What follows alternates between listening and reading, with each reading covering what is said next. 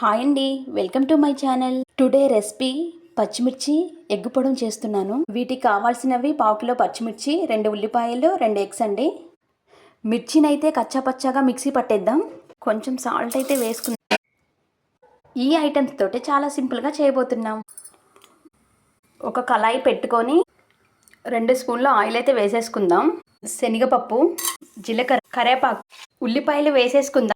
ఉల్లిపాయలు మగ్గేశాయి. పచ్చిమిర్చి పేస్ట్ అయితే వేస్తున్నాను. పసుపు యాడ్ చేసుకోవాలి. ఒక్కసారి కలిపేసుకుందాం. కొంచెం ఉప్పు వేసుకోండి. మూత పెట్టేసుకొని ఒక 2 మినిట్స్ అయితే మగ్గనిద్దాం. మూత అయితే తీసుకుందాం. ఇలా మగ్గడం వల్ల పచ్చి వాసన అనేది పోతుందండి. ఎగ్స్ అయితే పోసేద్దాం. ఇప్పుడు కలిపేసుకుందాం. మిర్చి ఎగ్ పొడం రెడీ అయిపోయింది. ఇప్పుడైతే ఒక సర్వింగ్ బౌల్లోకి అయితే తీసుకుందాం. ఇలా చాలామంది తక్కువగా ట్రై చేస్తారు. ఒక్కసారి అన్నంతో కలిపి తిన్నారంటే అసలు వదిలిపెట్టండి, అంత టేస్ట్గా ఉంటుంది.